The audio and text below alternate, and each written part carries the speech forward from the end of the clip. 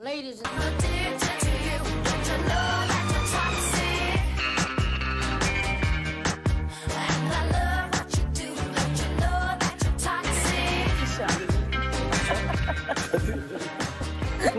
restez avec Myriam, parce qu'elle va nous parler d'une exposition engagée, c'est ça?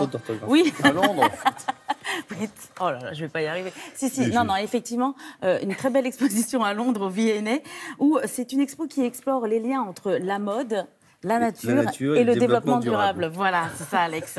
Et c'est un sujet qui est vraiment d'actualité, d'autant plus qu'on est en pleine Fashion Week. Hein, donc oui. c'était et le président Macron, là, qui vient d'être élu champion de la Terre, il aura peut-être une caricature de plus à Morges, d'ailleurs. Voilà. Allons-y. Alors, en effet, l'exposition, c'est une exposition qui se questionne, hein, comme par exemple, quels sont les effets de la production textile sur l'environnement, mais aussi comment la nature a influencé la mode. Donc voilà, l'exposition, c'est aussi... Vous voulez parler de la feuille de vigne, par exemple? Non, mais tous les motifs, les broderies, parce que de toute façon... Vous savez qu'à l'époque, dur de la feuille, ça voulait pas dire la même chose. Comment? Pardon.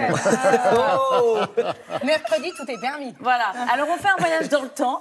On voyage dans le temps, on part du XVIe siècle jusqu'à nos jours. Et évidemment, nous aussi, on se questionne. Et de toute façon, toutes les grandes marques, les grands créateurs ont dû repenser leur manière de fabriquer les textiles, de penser évidemment au développement durable, qui est une question d'actualité. Et à nous, consommateurs, de nous poser cette question devant notre garde-robe et de reconsidérer notre garde-robe. Regardez, direction le V&A.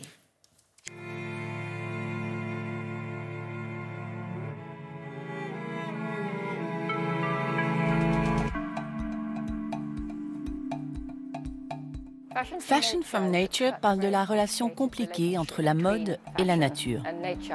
On ne peut pas s'empêcher d'être impressionné par la créativité de la mode et l'inspiration qu'elle a puisée dans la nature depuis des siècles.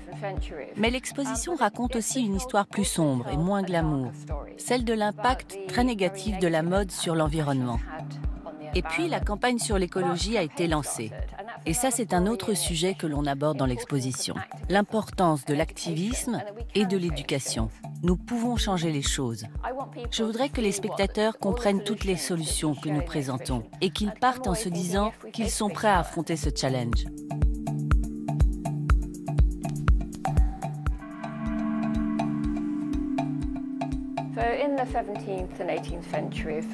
Au XVIIe et au XVIIIe siècle, la plupart des vêtements étaient faits à la main, pour un nombre très limité de gens, une certaine élite. Mais déjà à l'époque, cela créait une pollution de l'environnement, notamment lors des teintures de toutes ces belles soirées. Par exemple, la robe française portée à la cour, par sa teinture, a pollué le fleuve de la ville de Lyon. Quand on arrive au XIXe siècle, c'est l'ère de l'industrialisation, des énergies fossiles. Et la façon de vendre les vêtements devient beaucoup plus sophistiquée. Les vêtements sont prêts à être portés et le public est plus tenté d'acheter à cause du développement des grands magasins.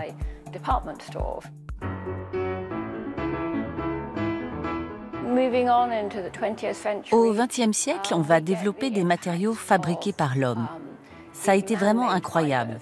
Ils ont pu créer des matériaux, des fibres très inspirants pour les créateurs de mode.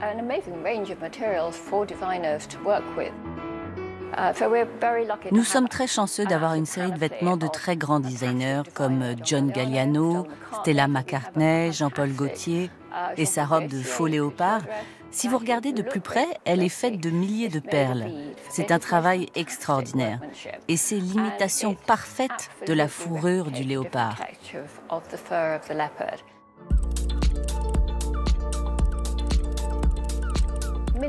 Des millions d'oiseaux ont été tués dans le monde, dans l'unique but de décorer.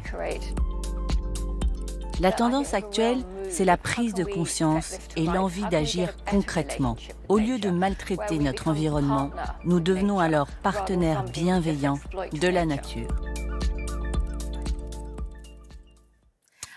Alors évidemment, on apprend plein de choses dans cette exposition et à la fin du parcours, des chiffres qui nous font peur et qui nous amènent encore une fois à reconsidérer notre garde-robe.